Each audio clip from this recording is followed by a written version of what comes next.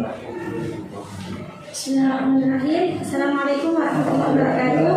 Waalaikumsalam warahmatullahi wabarakatuh. Alhamdulillahirrahmanirrahim. Nabiyina sa'in ala umri dunia ladin. Assalatu wassalamu ala asyrafil anbiya'i wal mursalin sayyidina Muhammadin wa ala alihi wasallam. Amma ba'd. Yang terhormat Bapak Dr. Imran Fauzi MPDI selaku dosen pembimbing, yang kami hormati Muhammad Nurhalis selaku pemateri pada seminar proposal hari ini, serta teman-teman audiens yang berbahagia. Pertama-tama marilah kita panjatkan puji syukur kehadirat Allah. Berkat rahmat dan hidayahnya kita dapat berkumpul dalam acara seminar proposal hari ini. Salam serta salam tak lupa juga kita curahkan pada Nabi Muhammad SAW. Berkat beliau kita dapat dituntun dari zaman jahiliyah menuju zaman yang ilmiah, dari zaman onta menuju zaman Toyota. Oke, langsung saja saya Nafis sebagai moderator ingin membacakan susunan acara yang pertama, yakni pembukaan. Mari kita buka acara sempro hari ini, semoga berjalan dengan lancar, dapat ilmu yang barokah. Al-Fatihah.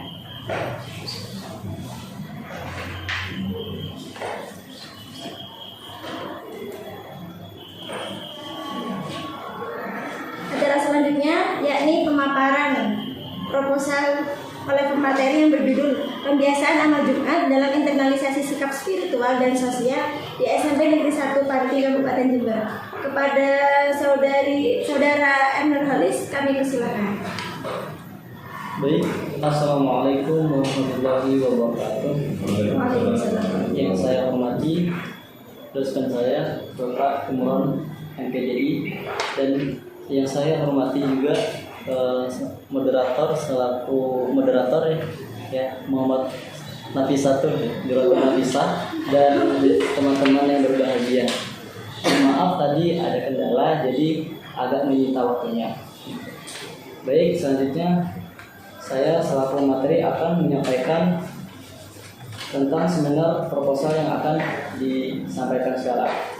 Baik, adapun judul yang peneliti lakukan yaitu Pembiasaan Amal Jumat dalam Internalisasi Sikap Spiritual dan Sosial di SMPN 1 Panti Kabupaten Jember. Konteks penelitian: seiring perkembangan zaman dan waktu, kepedulian antara sesama sangat berkurang. Mereka menganggap hidup dan pemilah harta yang dia miliki adalah murni dari segi usaha dan segi jerih payah dari tanpa campur tangan bantuan orang-orang sekitar.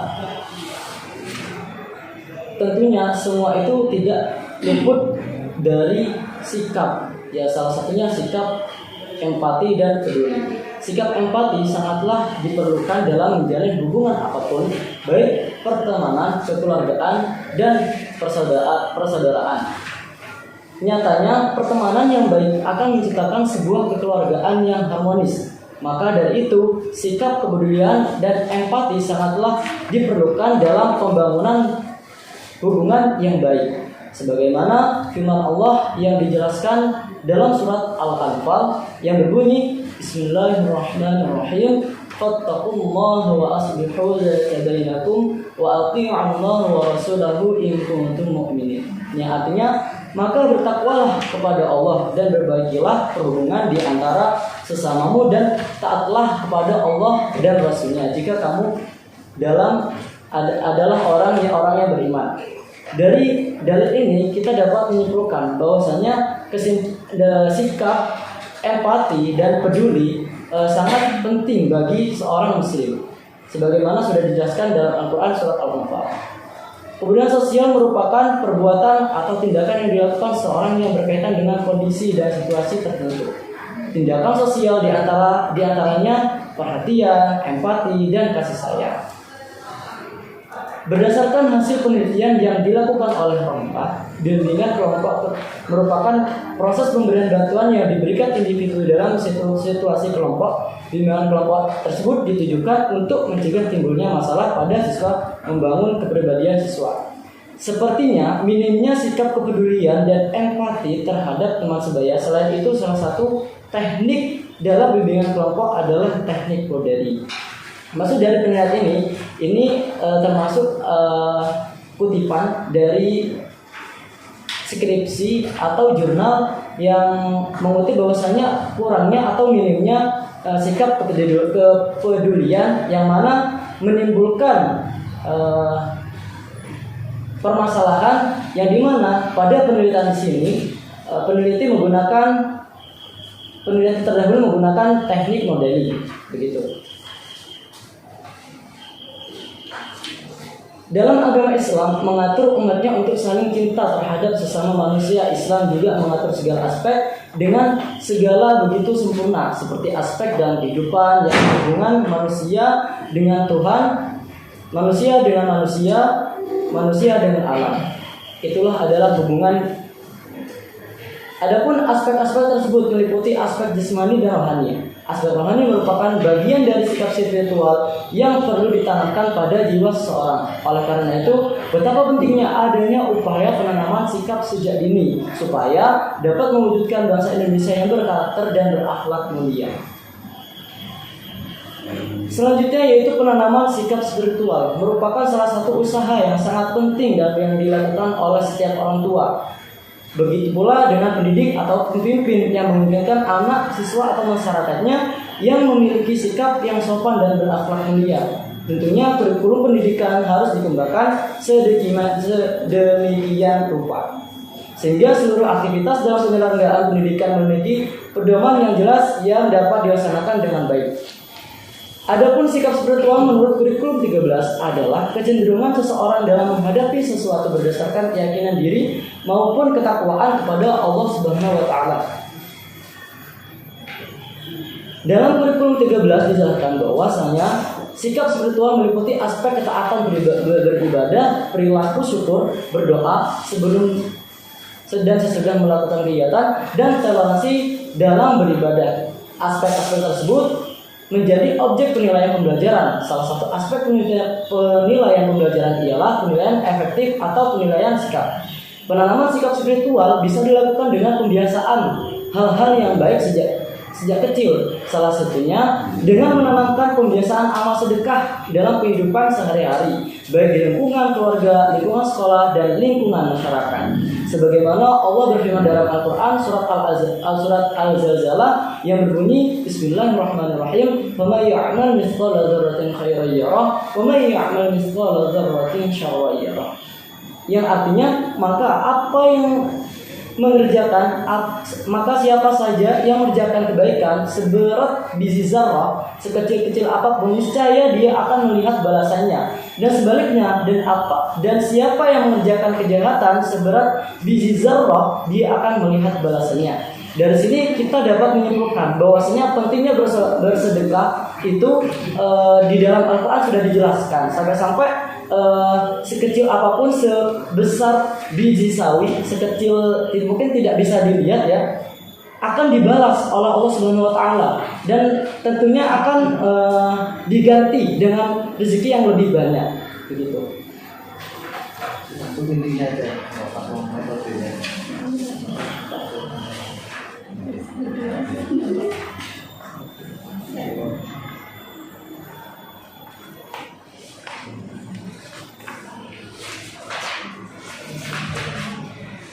Adapun penelitian ini menggunakan metode, salah satunya menggunakan metode deskriptif.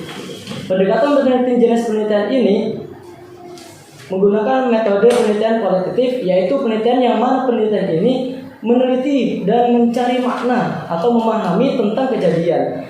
Penelitian ini juga ingin menggali terkait apa yang menjadi kebiasaan amal Jumat dan internalisasi atau penanaman apa yang menjadi internalisasi apa, sikap sosial apa dan yang ada di SMP Negeri 1 Kanti. Adapun jenis penelitian yang digunakan penelitian adalah naratif research dan pendeskripsian tentang kebiasaan amal Jumat. Jenis penelitian ini memudahkan peneliti untuk memudahkan penelitian dalam mendapat data terkait pelaksanaan program ekstra yaitu amal Jumat. Adapun lokasi penelitian menunjukkan bahwasanya peneliti tersebut hendak dilakukan dan dan lokasi yang dijadikan peneliti adalah sekolah yang bertempat di Kabupaten Jember, Kecamatan Pati. Alasannya dipilihnya tempat penelitian ini karena adanya program OSIS yaitu amal Jumat. Amal Jumat itu salah satu yang berupa amal sedekah.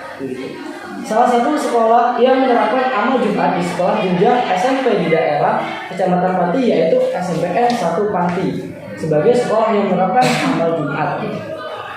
Yang ketiga, teknik pengumpulan data. Di sini peneliti menggunakan teknik pengumpulan data. Yang pertama ada observasi. Observasi adalah bagian dalam pengumpulan data. Kemudian peneliti mengidentifikasi siapa yang akan diobservasi, kapan, berapa lama, dan bagaimana. Lantas peneliti menerapkan dan mendesain cara merekam wawancara tersebut.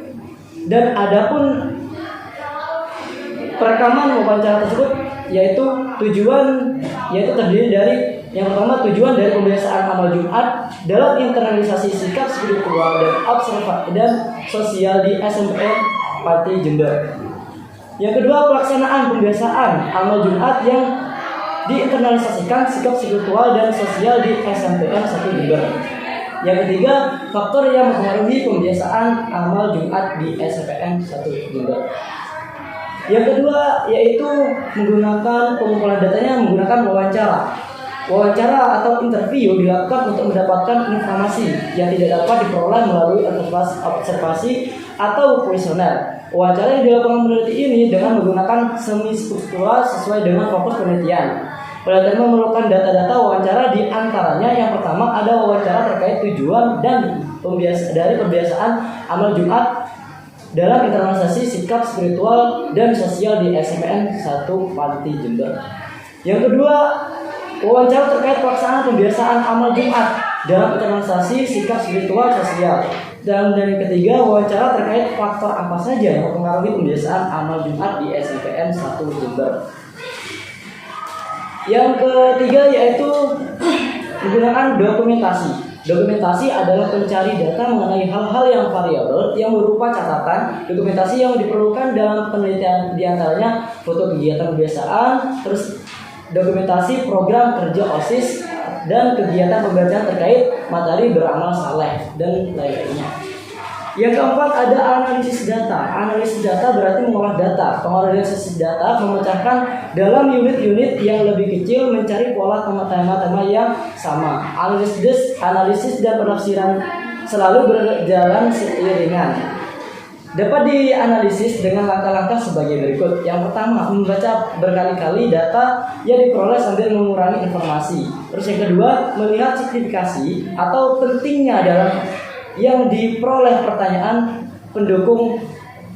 Yang ketiga ada mengklarifikasi atau mengkoding data yang memiliki kemiripan atau kecocokan dengan data. Dan yang keempat adalah mencari pola atau tema yang mengikat pikiran yang satu dengan lainnya. Yang kelima mengkonstruksi atau framework untuk mendapatkan esensi dari apa yang hendak disampaikan oleh data tersebut.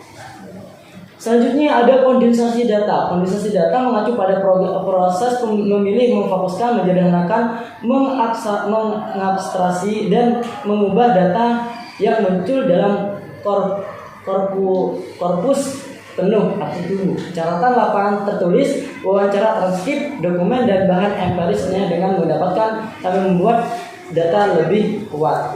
Selanjutnya itu penyajian data. Peneliti menyaji data yang menggambarkan analisis pada amal Jumat. Penyajian data berupa uraian yang menunjukkan bagaimana amal Jumat atau sodokoh di hari Jumat dirancang untuk menggumulkan informasi yang tersusun dalam suatu bentuk yang padu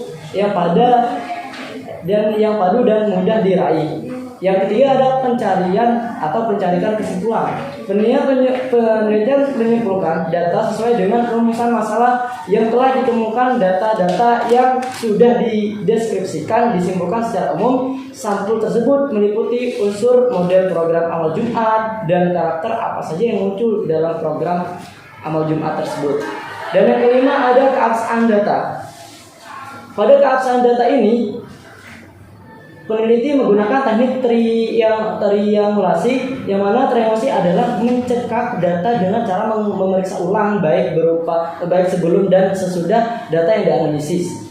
Terus yang keenam yaitu tahap-tahap penelitian. Dalam sebuah penelitian, agar peneliti dapat dilakukan dengan sistematis, maka harus dilaksanakan berdasarkan tahapan-tahapan yang sudah disusun secara sistematis. Sebagaimana yang disampaikan oleh Mollyon bahwasanya tahap dalam penelitian kualitatif terdiri atas data. Oleh sebab itu, tahapan yang akan dilakukan dalam penelitian adalah sebagai berikut. Yang pertama ada tahapan pra-lapangan. Tahapan pra-lapangan merupakan tahapan yang dilakukan sebelum peneliti terjun ke lapangan untuk melakukan peneliti. Tahapan yang dilakukan antara lain menyusun rencana penelitian, merumuskan metrik, menyusun proposal penelitian, mengurus surat izin, dan menyiapkan perlengkapan penelitian. Dan yang kedua yaitu tahap pekerjaan lapangan. Tahap ini merupakan tahap yang dilakukan ketika peneliti melakukan penelitian di lapangan. Dalam tahap ini peneliti memulai untuk memasuki lapangan dan dengan sungguh-sungguh mulai mengamati peristiwa yang terjadi di lapangan, serta pengumpulan data dengan teknik-teknik pengumpulan data yang sudah ditetapkan sebelumnya. Yang ketiga ada tahapan analisis data. Tahapan analisis data merupakan tahapan yang terakhir dalam melakukan peneliti. Tahap ini melakukan setelah data semua terkumpul untuk mendapatkan kesimpulan dari fokus penelitian. Tahap ini dilakukan sesuai dengan analisis yang sudah direncanakan sebelumnya. Mungkin itu saja pemaparan terkait proposal yang peneliti buat. Untuk lebihnya kami kembalikan ke moderator. Terima kasih sebelumnya kepada pemateri. Di sini saya ingin membuka minimal 2 pertanyaan. Mungkin ada yang ingin bertanya terkait proposal dari saudara Awis. Mungkin yang S2 Mbak Novi. Yang kita tunggu Mbak Novi.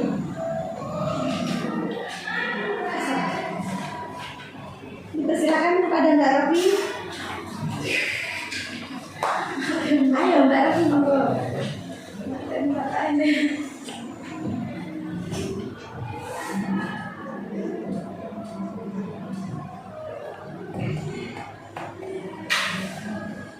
Sama ini? Ya nanti pertanyaan kedua ya untuk Mbak Rofi. Dipersilakan Masnya dulu. Monggo Mas.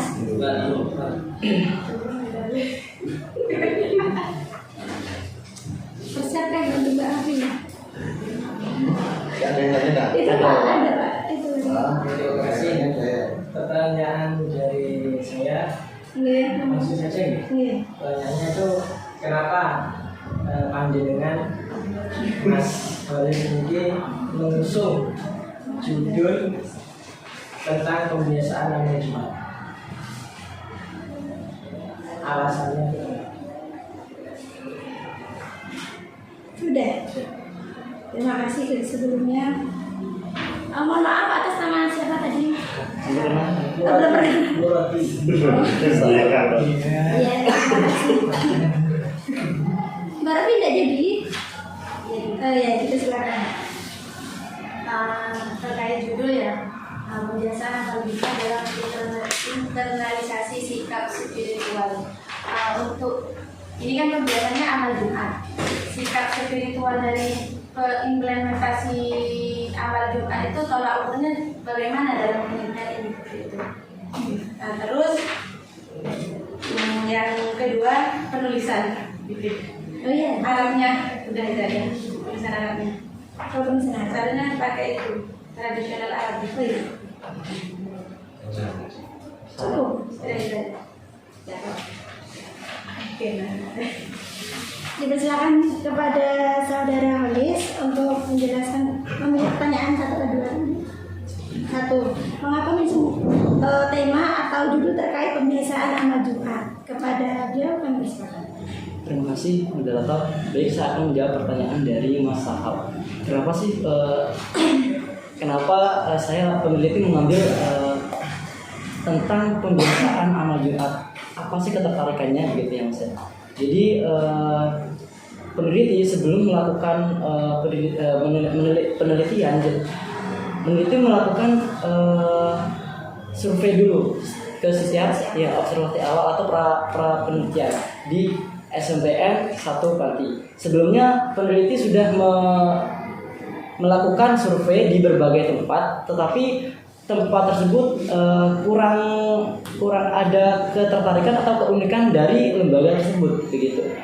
Lah, kenapa mengambil judul ini? Karena pada survei tersebut peneliti melakukan wawancara, di mana wawancara tersebut dengan guru yang di sana, dengan guru PAI yang bernama Pak Bu Zulaikha. Beliau bilang bahwasanya di sana ada program OSIS yang mana program tersebut menjalankan program pembiasaan amal Jumat, yaitu dengan cara sodako. Itu hal tersebut yang membuat peneliti tertarik, begitu. Dan juga selain itu ketertarikan peneliti dari pembiasaan tersebut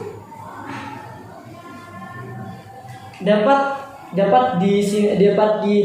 diambil bahwasanya ada dampak positif bagi peserta didik. Salah satunya yang pertama dari sikap spiritualnya dan sikap sosialnya. Yang sikap spiritual itu bukan mungkin, tapi ada di sini dijelaskan bahwasanya peserta didik lebih disiplin dalam melakukan doa sebelum mulai dan setelah selesai pembelajaran.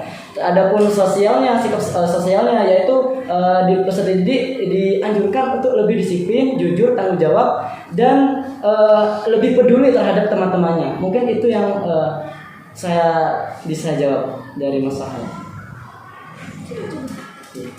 Bagaimana Mas? Apakah ada feedback atau tanggapan?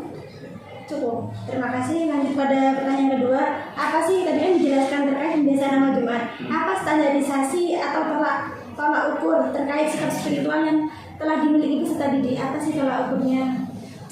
Baik, terima kasih saya ucapkan kepada Mbak Surur Mbak Rofi sudah bertanya kepada saya akan menjawabnya. Bagaimana sih tolak ukur dari segi spiritual atau sikap spiritual? Kenapa kok menjadi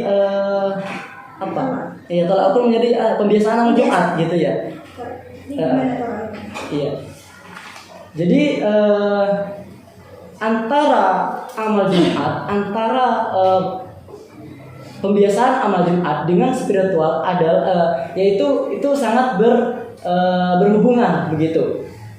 Sebagaimana tadi sudah dijelaskan di depan bahwasanya ada namanya penanaman sikap spiritual, begitu. Penanaman sikap spiritual yaitu salah satunya kayak tadi sedekah dan lain-lainnya, begitu. Dan itu yang menjadi komponen-komponen dalam pembiasaan atau yang dilakukan amal Jumat tersebut, begitu. Pada intinya sikap spiritual dan pembiasaan amal Jumat di sini sangat berhubungan, begitu. Mungkin itu saja Mbak Surur. Bagaimana Mbak? Cukup. Tadi saran dari teman-teman salah satunya itu mohon diperhatikan. Oke, dipersilakan kepada Bapak Dr. Imran Fauzi untuk memberikan pencerahan kepada Profesor Imam Bapak. Terima kasih. Bismillahirrahmanirrahim. Assalamualaikum warahmatullahi wabarakatuh. Terima kasih Mbak Nafis selaku moderator dan Mas Muhammad Nurpolis telah melalui tahap seminar universal, dan teman-teman peserta ini ada yang S2, ada yang S1 ya. Dan tahu ini pesertanya S2 ini maksudnya mau menguji, membantah yang belajar ya. Jadi yang kita yang di bawahnya ini malah di atasnya ya. Jadi kamu perlu bersyukur ya. Moderatornya S2 ya. Nah, karena dihadiri yang sudah S2 maka urusannya harus layak, harus standar ya. Ini kakak kelasmu semua sudah lulus tahu mana yang salah, mana yang benar kan ya? Karena pernah melalui. Iya. Kan dari baca itu banyak. Jadi kamu perlu bersyukur mas, habis dari yang kakak masnya. Oke. Yang kedua, sebelum ke substansi proposal ya. Jadi seperti ini, untuk semuanya S1, S2 maupun S3, ya kan? Lancar atau tidaknya penyelesaian tugas akhir itu kuncinya satu, tergantung taat atau tidak ada dosen pembimbingnya. Kuncinya di situ, ya. Bukan pinter-pinteran, ya. Bukan bagus-bagusan, bukan. Kuncinya di situ satu, taat atau tidak kepada dosen pembimbing. Jadi itu tanda tangannya dosen pembimbing itu ya penentu kelulusanmu, ya. Bukan rektor, bukan dekan. Kamu bisa ujian itu kan tergantung dosen pembimbing. Nah, ketika tidak taat, ya, maka itu menghambat proses selanjutnya itu pasti. Ya, itu kuncinya. Selanjutnya, ketika kalian mengikuti proses yang ada, ya, sesuai instruksi, revisi, arahan dari pembimbing, nanti di ujian sidang itu pasti dibantu oleh dosen pembimbing. Tidak mungkin dosen pembimbing uji itu tidak mungkin. Karena apa? Itu termasuk pemikirannya sendiri kok uji kan gitu. Kan gitu. Tapi fungsinya dosen pembimbing itu bisa konfirmasi, ya kan? Itu loh yang dulu kok begini, sekarang kok begitu, itu hanya dosen pembimbing itu nanti di sidang itu bukan uji, karena di dalamnya sudah terkandung pemikiran dosen pembimbing juga kan, tidak mungkin uji pemikiran sendiri. Nah, kalau taat di sidang ujian dibantu, tapi kalau tidak taat dibantai. Ya, dosen pembimbing itu bisa membantu, bisa membantai. Ya tergantung kalian. Termasuk masalah sini. Mau dibantu, dibantai, terserah kamu. Dibantu. Kalau dibantai, bahkan dosen pembimbing bisa merekom tidak lulus. Pernah saya satu kali. Ya, pernah saya satu kali ada mahasiswa saya tidak taat, sama saya tidak taat. Udah saya ACC, udah ini direvisi A, B, C. Waktu daftar ternyata bukan itu, bukan yang saya revisi, malah yang lain. Nah, saya waktu ujian di sidang itu saya buka ya. Ini bukan yang saya ACC di skripsinya, kok muncul di sini? Langsung ke semua penguji, ya. Malah yang keluarganya berikan, jangan dilanjut, tidak lulus. Yang ngomong tidak lulus dari saya, pembimbingnya malu, ya. Bukan ini yang saya ACC, kok malah ini yang muncul di sidang. Tidak lulus. Bukan penguji, bukan ketua lidah, bukannya, tapi pembimbingnya bisa tidak meluluskan, coba. Kira-kira tidak taat. Jadi kuncimu itu di situ sebenarnya. Tidak tahu ini kamu itu termasuk taat atau tidak. Coba tanya dulu. Dari aspek arahan saya. Ada sebagian, bukan sebagian, mayoritas yang saya revisi belum kamu revisi, padahal saya itu sudah mempercayai awalnya, ya kan? Coba belum direvisi sudah saya ACC, sudah ketemu di seminar proposal dengan syarat sudah direvisi semua, ternyata tidak direvisi semua. Jadi sebagian kecil ya, sebagian kecil bukan sebagian yang direvisi sebagai berarti yang sebagian besar tidak direvisi. Jadi saya pasti catatan saya mana sebelumnya nih. Yang direvisi mana ini? Bukan kedua saya. Lah, begitu seterusnya. Yang pernah saya bimbing mesti begini. Cuma dua. Begini terus saya. Ini sudah direvisi, ini taruh. Ini. Mana hasil revisinya? Ini taruh. Begitu seterusnya. Jadi catatan saya semuanya per lembar, bahannya nggak direvisi. Jadi kategori belum taat. Nah, karena belum taat, maka nilai saya pending sampai direvisi sesuai dengan itu. Udah nanti nggak saya kasih nilai.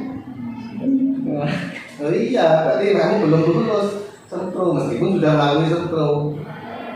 Jangankan sempro, lo mau ujian saya pernah mempending kok sampai penelitian ulang pernah mungkin ada. Saya nggak kasih nilai sebelum penelitian ulang karena datanya palsu, ketemu nggak palsu terulang dan lagi ya kasih waktu seminggu ya sampai katanya balik datang baru kasih nah itu. Jadi bukan bagus atau tidaknya, taat atau tidaknya. Lu saya nggak mungkin baca lagi, kan nggak mungkin mengulangi bacanya capek dong. Yang sudah saya koreksi itu saya cek lagi tuh, ternyata kok masih sama. Gila. Lu kalau ya, ya, coba. Saya koreksinya loh, satu persatu, kan kamu tahu sendiri, kata per kata, ya kan? Ini revisinya cuma judulnya begini aja. Loh saya membaca kata per kata. Kan tahu sendiri kamu koreksinya. Jadi footnote posisinya, ini contohnya ini contoh satu nih. Posisi footnote jangan di tengah-tengah tapi di akhir. Di sini kamu nggak dipindah, menindah saja loh kesulitan. Iya. Nih, ya.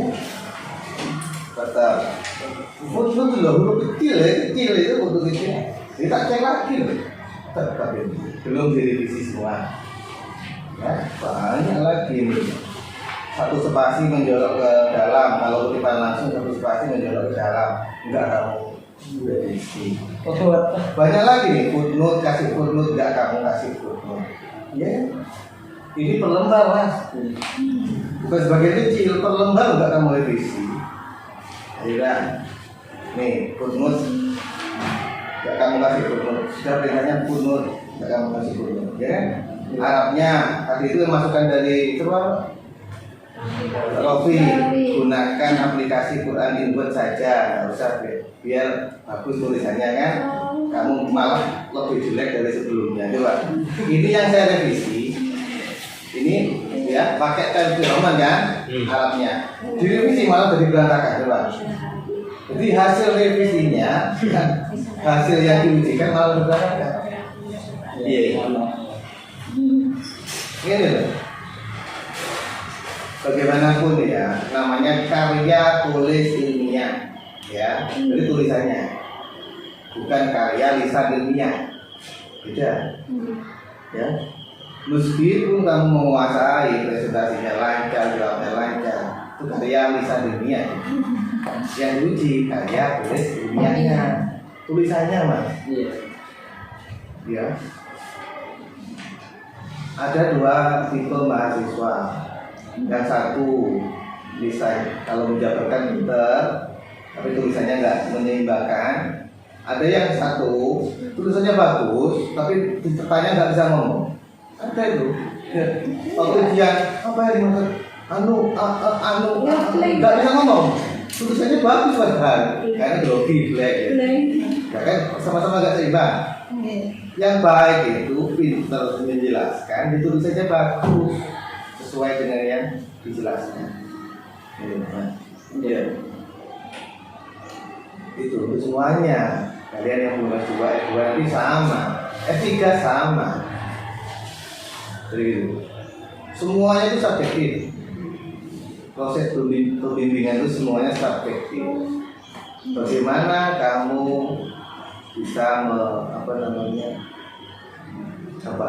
mengikuti arah alur dosen pembimbingnya. Semuanya begitu, ya kan? Saya S2, S3 dulu pembimbingnya malah banyak, cuma satu, ya kan? Ada ketemu sekali langsung di ACC ada. Ada yang berkali-kali nggak di ACC ya ada, kan? Ya. Nah, tergantung bagaimana sih ini yang ya? Bagaimana mempengaruhinya gitu loh. Saya sudah saya sampaikan ya. Pokoknya ikuti semua arahan saya. Kalau arahan saya salah ikuti, nanti saya yang tanggung jawab di sidang skripsi. Bahkan pernah arahan saya, wah salah ini Pak, udah itu kan. Aku sidang skripsi diuji. Misalnya oleh pengujian, lu ini salah. Saya yang bela. Lu itu saya yang merevisi. Kalau salah yang sampai begitunya ya. Intinya loh, imam kiblatmu itu sebenarnya ojo temennya, ojo dosen yang lain. Ya kan temennya nggak mungkin bisa bantu nanti waktu sidang. Iya. Lebih banyak lagi mas, ya satu persatu itu banyak lagi. Wah, kemarin itu saya sampaikan ini mas, hanya sampel saja revisi saya itu sampel saja, yang lain tolong direvisi sendiri, kan gitu ya. Teknis tulisan huruf besar huruf kecil titik koma itu kan belum, dari saya aja belum kamu revisi kok malah kamu revisi yang lain kan malah belum beres. Iya, alasanmu apa alasanmu? Mungkin waktunya. Oh, tahu gitu lah. Buat sebelum bulan depan. Tambah lama nanti. Nah kan? Kan kita tahu ya. Dibuat schedule cepet katanya pengen cepat lulus, ya tapi dianya lambat toh. Yang lambat apa? Sayangnya. Memang ayo lari. Larinya itu jangan lari apa namanya? Jangan lari spin. Lari cepat. Menggil ya. Cepat di awal, seminggu ngoyok, habis itu mandek. Larinya itu maraton. Tapi tiap hari. Jangan sampai loyo. Itu namanya. Buat skripsi itu harus lari maraton ya. Ikuti semua ini. Dikit-dikit aja mas, nanti revisinya ya. Kan sudah tak ready. Nanti revisinya bukan lihat ini. Karena banyak yang belum direvisi. Berarti lihat naskah sebelum itu. Satu-satu. Ya, mau saya omongin. Bicara sendiri mas, yang salah-salah. Jadi ya gitu. Definisi istilah pembiasaan amal Jumat ada. Pembiasaan amal Jumat yang dimaksud dalam penelitian ini adalah tidak ada. Itu saya belum kasih. Mana? Kata ini loh, kalimat yang saya tulis itu loh. Mana? Kata itu ya. Sama sendiri. Udah ini kan paragraf tuh mas. Buat satu paragraf terakhir menyimpulkan pembiasaan amal Jumat. Pembiasaan sudah, amal Jumat sudah. Digabung pembiasaan amal Jumat. Coba tulis kamu ini dulu. Coba. Ya bisa. Sampai paragraf, kalau nggak bisa buat paragraf, tak tuliskan paragrafnya. Coba. Mulu tak suka diikuti loh ya. Pak Iman tuh bukan cuma nyalakan saja loh padahal. Ini salah, yang benar ini salah, yang benar ini kan begitu kalau saya tidak tahu. Tak cuma nyalakan saja semuanya bisa saya. Yang membenarkan itu ya. Repot saja. Gak bisa Pak buat kalimatnya Pak. Tak buatkan kalimatnya tak tulis. Tinggal nulis loh, kamu nggak belum nulis coba. Ngetik lah iso. Minta tolong temennya suruh ngetik, kamu yang detail beres loh. Ya. Kamu kayak pinter, tapi karyanya gak api yo, gak sesuai, gak seimbang ya.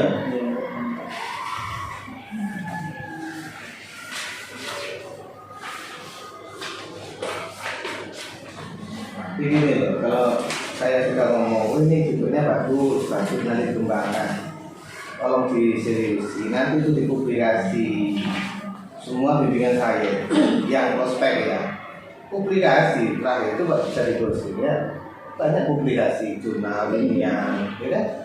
Hasan, kemudian Yusron, kemudian Nabila, kemudian saudara Ilma, kemudian banyak semua bimbingan saya tak publikasi. Dan itu nggak mungkin saya lupa. Kecuali yang tak nurut, lupa saya pasti. Itu kakak kelas muda, kakak kelasnya Nabi dulu, sampai sekarang loh saya ingat. Karena memang aku tekun, dong, televisi dong. Bajuna, cek lagi aja, cek lagi. Nurut, saya bantu publikasi. Dan publikasi itu seumur hidup nggak akan hilang. Ya. Di pengertian amal Jumat, padahal pengertian pembiasaan amal Jumat. Kan kamu revisi ya oke teknis ini yang lain-lain banyak jadi dicek lagi ya terus saya ulangi lagi yang ini loh bagusnya ya bantu dosennya yang sudah direvisi jangan direvisi lagi, ulangi ya. Ya kan? Saya pegel itu gara-gara saya pegel itu, saya buat itu. Ceritanya dulu, ya kan? Masuk revisi ini terus kan ya judul atau belakang ini ngomong dosennya itu ngomong misalnya 3-4 orang sehari bimbingan ya kan ngomong kali yang sama 3 kali sehari kan terus kan ngomong revisi yang sama ulangi lagi ayo tak rekam penjelasan saya rekam sebelum saya ini tolong disesuaikan ya kan itu maksudnya itu gara-gara pegel itu awalnya gara-gara pegel saya buat video tak upload di YouTube biar bisa diputar berulang-ulang. Awalnya begitu awalnya itu bukan karena kesenangan ya. Nah, ternyata malah yang bukan bimbingan saya ikut juga kan akhirnya ya kan. Alhamdulillah saya semua. Hah? Ini satu kelas Bapak. Ya. Tapi tak kasih video instrumen penelitian. Iya. Sudah kamu simak belum? Satu. Saya sudah lihat. Terus gak kamu buat? Belum. Sudah simak ini. Belum. Sedang nyimak tapi gak berbuat gitu, gak bertindak. Disimak plus dipraktekkan gitu loh. Iya kan? Ini loh misalnya buka HP atau laptop ya saya buka. Ini sambil praktek begini loh. Oh cara buat instrumen itu begini. Sambil dengarkan. Video selesai, instrumen itu selesai juga kan menurut deh. Lo buat instrumen lo seberapa? Kan saya itu buatnya dari awal tuh ya. Praktek semuanya kan dari lembar kosong awalnya selesai. Lembar. Gak nyampe 1 jam kan? Sudah jadi satu instrumen. Kamu berapa hari? Coba. Saya kasih itu hari apa itu? Hari Kamis, Jumat, Sabtu, Minggu, Senin. 5 hari. Buat instrumen lo kamu belum selesai. Iya. Ini soalnya ada biasanya banyak Pak. Main cepet ya. Ya.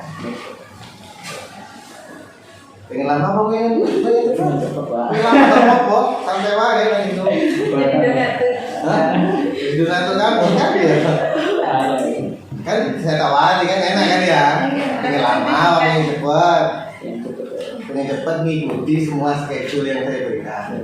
Nah, hari ini revisi langsung gitu ya.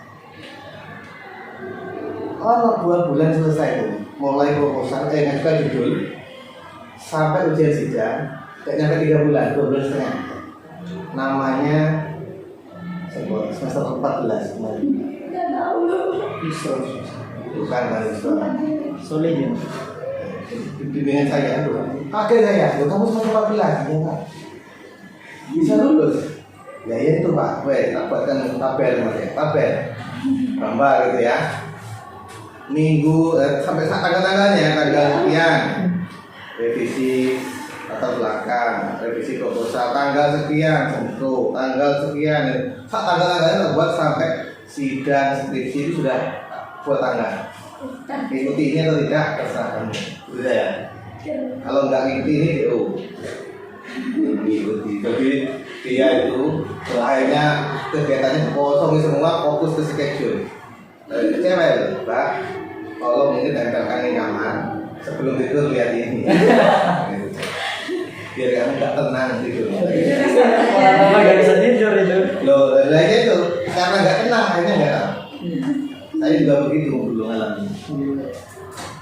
Otak sampai anda memikirkan etika itu, saya tahu kalian etika itu lebih mudah. Tidur itu nggak nyenyak, mimpi-mimpian itu ya. Paragraf ini isinya apa ya? Paragraf itu serius. Nanti kalian ini belajar ya. Apa nanti lanjut lagi S2 ini kan. Jadi kita punya kebiasaan kemana-mana bawa laptop. Bawa laptop. Ngopi bawa laptop, di kafe bawa laptop, kemana-mana bawa laptop. Di mobil itu nggak pernah saya taruh. Pernah itu suatu ketika naik mobil waktu saya juga musuhnya disertasi jemput anak ya waktu itu di jalan ingat paragraf, habis paragraf ini nanti isinya ini gitu loh. Mau melintas berhenti saya, jangan nunggu nanti lupa hilang ya. Berhenti buka laptop kan nggak pernah mati, laptop itu sleep terus, nggak pernah mati. Jadi buka kan nggak usah itu kan langsung tentang ini. Kakak di jalan 5 menit, kopi dan seterusnya gunakan itu kan sampai begitu mas. Perwaratnya itu apa? Ada pertama ini, ada kedua ini, apa ya? Gini itu apa? Jadi itu airnya, ya. Akhirnya istri bilang ya, ya antarkan ke toko ini. 12, lu tokonya kelihatan, dia lupa. Itu ada di jatah hati. Lah kalau kamu begitu fokus keren, Insyaallah. begitu, ya. Yang lain, ya. Paling penting sebenarnya itu instrumennya mas. Tanya dulu. Fokus pertama apa? Pembiasaan amal. Fokus penelitian pertama. Fokus penelitiannya, judulnya sudah tahu.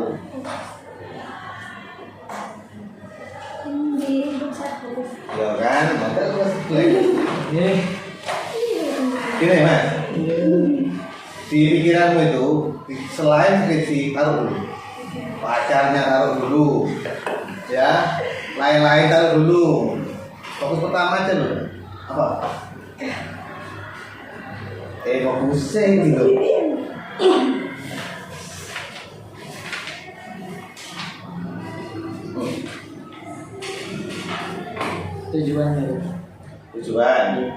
Tujuan itu indikatornya apa nanti di dalam tujuan? Ada terkait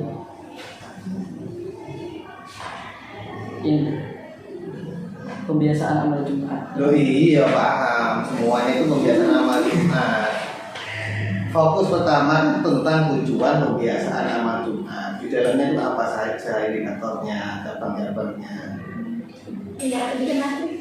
Metrik, ada nggak metriknya? Mana? Lo kan, laptop. Tidak ada berarti. Iya, ini ditanya jelas. Nggak boleh bapak. Kayak gini nih nanti, penelitian, datang ke kepala sekolah. Bapaknya apa mas? Tujuan pembiasaan amal Jumat. Apa tujuan? Apa saja? Apa ya pak ya? Itu lucu kan malah itu karena nggak punya instrumen, ya. Apa tujuannya itu apa saja? Metrik itu sebenarnya metrik. Ada.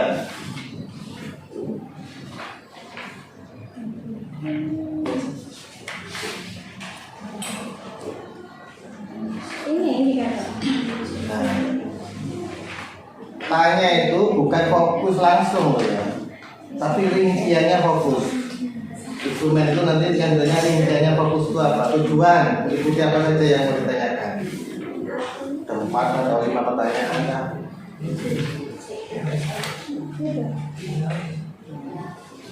Ini Apa itu? yang pertama ada yang sedekah, pembiasaan sedekah, Tujuan.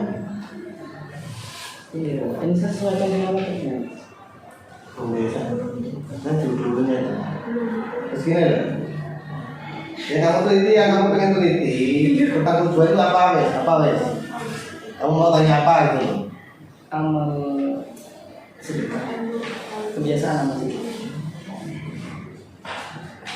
Gini loh mas, maksudnya ini. Kacau.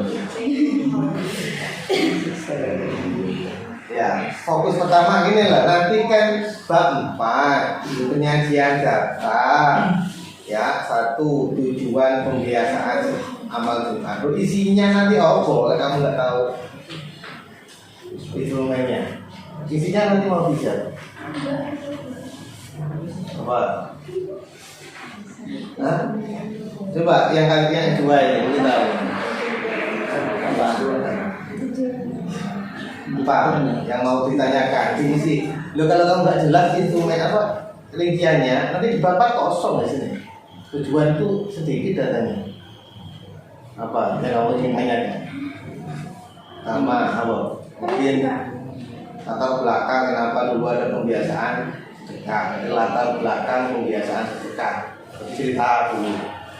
Kenapa pada amal Jumat itu? Kan begitu ya. Tujuannya apa? Tujuan itu kan bisa misalnya tujuan dari aspek spiritual. Kan gitu ya. Tujuan hablum minallahnya apa? Misalnya tujuan hablum minannasnya apa? Aspek sosial. Kan begitu bisa dijabarkan seperti itu ya. Apa tujuan? Di latar belakang itu jawabannya banyak. Kenapa dulu muncul pembiasaan Jumat amal? Oh, karena itu penting. Gimana kok bisa ada proses Jumat amal itu? Inisiatornya dari mana? Kepala sekolah kah, guru kah, siswa atau orang tua yang menginisiasi Jumat amal itu? Misalnya, oh dari orang tua yang usul. Bagaimana proses sampai diterbitkan pembiasaan Jumat amal ini? Kan buahnya tuh itu ceritanya kan ya. Orang tua melalui komite sekolah ke kami mengusulkan begini. Terus setelah usul dari orang tua, apa yang pihak sekolah lakukan misalnya? Bukan itu panjang itu pertanyaannya. Hanya tujuan amal Jumat. Betul maksud saya itu. Jadi kamu tuh posisinya nanti ketika di lapangan mau tanya apa gitu loh. Tujuan saja itu dijabarkan banyak ya. Tanya ke semua informan. Berarti gini lah. Setiap fokus itu ditanyakan ke semua informan, baik kepala sekolah, waka, guru, siswa maupun orang tua. Tentang tujuan, hanya tentang tujuan saja tanyakan ke semua informan. Lah, cuman kata tanyanya disesuaikan dengan kapasitas informan itu. Gitu loh. Kalau kepala sekolah misalnya ditanya berapa tiap hari yang sedekahnya nggak tahu. Iya. Ke wilayahnya berarti. Nah, berarti itu tanyanya ke apa yang tahu, yang teknis osis ya dari yang melaksanakan. Guru tidak tahu. Jadi disesuaikan dengan itu maksudnya. Karena itu di instrumen yang saya bagikan ke kamu itu kan ada pertanyaan ke kepala sekolah seperti apa. Itu loh. Itu satu fokus saja. Fokus kedua apa? Ya, indikatornya apa pelaksanaan itu? Yang kamu tanyakan tadi. Terkait tahap-tahap pelaksanaannya, terus mungkin tahapan misalnya ya, oke, tahapannya itu dibagi lagi menjadi apa saja tahapannya. masih belum rampung. Nah, tahapan itu kan persiapannya, terus pelaksanaannya, evaluasi. Jelas sedekah ini loh, sama sekali loh. Persiapan misalnya membentuk koordinator pengambil kota, ya misalnya pejabat kota itu persiapan kan, koordinatornya siapkan, kotaknya berapa disiapkan misalnya. Oh si A ini bagian kelas ini, si B itu kan persiapan semua tuh. Setelah persiapan semua sudah selesai, pelaksanaannya bagaimana pelaksanaannya diceritakan. Habis pelaksanaan apa? Penghimpunannya, ya kan? Dikumpulkan loh. Bagaimana Pak proses penghimpunan amal sedekah itu harian, mingguan, atau bulanan misalnya? Kotak amal itu dibuka kok tiap selesai atau seminggu sekali atau kan itu penghimpunan. Dihimpun kemana Pak? Ya kan? Dialokasi. Dihimpun kemana? Kemudian neracanya mana? Dokumentasi mana Pak? Buku catatannya, ketemu buku foto, dokumentasi namanya, ya kan?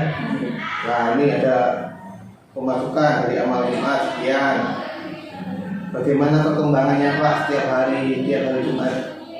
Naik atau turun atau bagaimana kan? Terus setelah penghimpunan selesai, apa lagi? Pendistribusiannya bagaimana? Ke siapa saja? Sampai terakhir loh, pertanggungjawabannya bagaimana?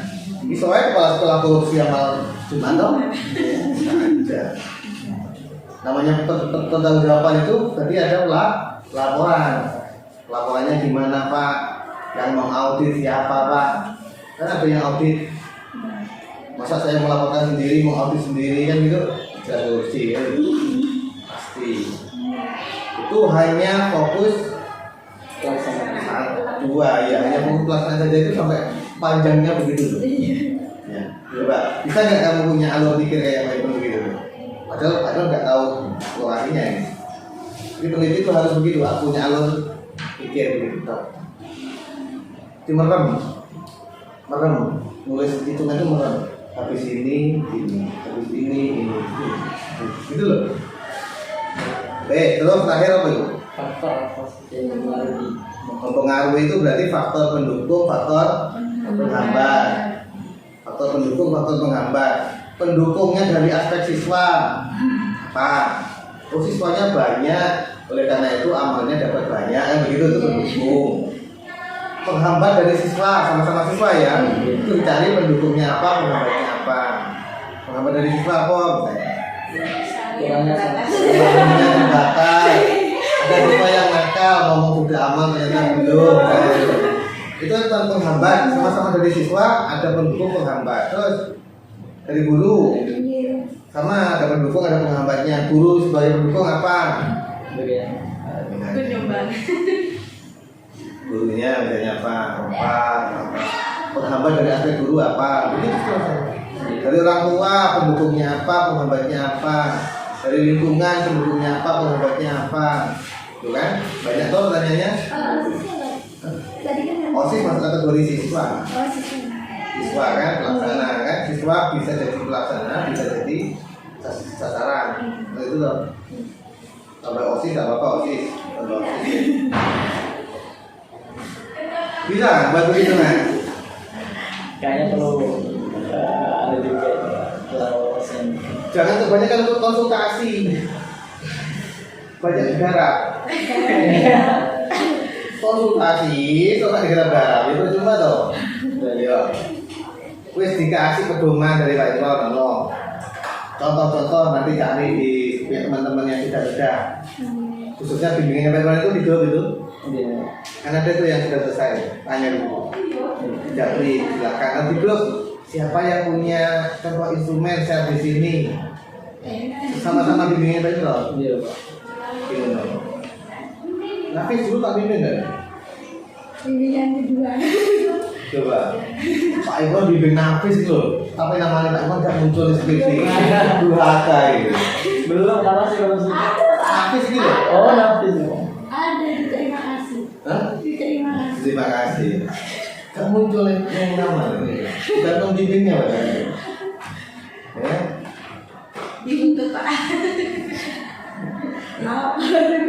Baik gitu ya. Paham? Baik. Iya, Sorry. insyaallah. Tujuannya biar jelas. Nanti iki nilai nanti saya buat setelah ini revisi. Iya, Pak. Apa revisi selesai? Insyaallah. Kalau udah Dengan ini ya, dengan instrumennya. 2 minggu, Pak. Oh, Bu. Terus kamu tuh ngapain hari selalu ya? Itu ngajar. Terus nanti buat schedule ya di rumah itu. Minggu ya. Ini ya jam sekian ngajar, jam sekian revisi, jam sekian per hari per jam. Buat tulis, tempel di tembok. Teman punya ya? Sampai di HP itu ada di HP. Per hari. Buat begitu ya. Iya. Jam nggak mungkin nambah jadi 25 jam, nggak mungkin kurang dari jadi 23 jam. Intinya apa? Jangan kita diatur waktu, tapi kita lah yang mengatur waktu. Nggak usah ngomong sok sibuk. Kalau ngomong sibuk semuanya sibuk. Kamu sama kamu sibuk apa? Pengen loh. Beliau sih tapi sih sempat nulis loh jurnal-jurnal ya semester terbit buku yang masih terbit ya. Apa tuh di sini? Gitu kan? Sempat-sempat. Umi, ketemu nyembok, sambil ngopi, nulis. Jadi kamu cuma ngajar, paling ngajarnya kan gak full dong. Ya ini Kurang memanage. manage waktu ya. Untungnya kamu bukan orang yang tidak etik, tak kekiri kamu. Orang manajemen nggak bisa manajemen waktu. Orang PAI kan PAI loh ya. Orang PAI ini pasar takdir. Coba dia. Aduh, apa katanya pangeran sudah Menerapkan nanti tenaga. skripsi tinggal tidur selesai sendiri. Orang PAI. Jangan tunjukkan itu ya. Manajemen waktu. Wes, ini dongeng karena ini belum direvisi pekerja saya. Nah, ya. Nanti revisinya konfirmasi revisi setelah ini direvisi ke saya bahwa pelaku nilai, saya lihat kok direvisi saya nilai. Kalau belum balik lagi, gitu ya. Mohon maaf Mas Olis ya. Saya dipecut kamu itu enggak jalan. Oke, mungkin itu saja. Mohon maaf apabila ada kata dan sikap dari saya yang kurang berkenan. Terima kasih. Semoga ini khususnya Mas Nurholis itu diberi kelancaran ya. Mudah-mudahan dan bagus lah, hasilnya bagus dan untuk tepat waktu ya. Itu juga teman-teman yang lain ya. Semoga lancar semuanya. Terima kasih. Assalamualaikum warahmatullahi wabarakatuh. Terima kasih sebelumnya kepada Bapak Dr. Imam Fauzi. Mari kita beri tepuk tangan untuk saudara sekarang sudah menyampaikan. Oke, semoga ilmu kita barokah dan bermanfaat. Saya selaku moderator mohon maaf dan mengakhiri materi jika banyak kesalahan mohon dimaafkan. Wassalamualaikum warahmatullahi wabarakatuh. Waalaikumsalam warahmatullahi wabarakatuh. Kesini di